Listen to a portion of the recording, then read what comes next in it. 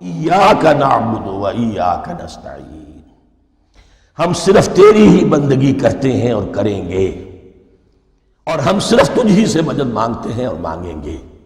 یہ ترجمہ میں کیوں کر رہا ہوں کہ یہ فعل مضارع ہے۔ عربی زبان میں فعل مضارع حال اور مستقبل دونوں کو کور کرتا ہے۔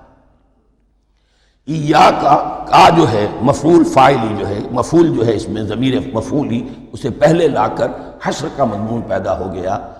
ہم تیری بندگی کرتے ہیں نہیں، ہم تیری ہی بندگی کرتے ہیں اور کریں گے۔ حال میں ترجمہ کیجئے تو یہ اظہار حال ہے، اور مستقبل میں ترجمہ کیجئے تو یہ ایک عہد ہے، قول و قرار ہے، بہت بڑا معاہدہ ہے۔ وَإِيَّاكَ نَسْتَعِينُ، اور صرف تجھ ہی سے مدد مانگتے ہیں اور مانگیں گے۔ اس میں بھی حال کا ترجمہ اظہار حال، اللہ کرے کہ واقعی ہمارا حال وہی ہو۔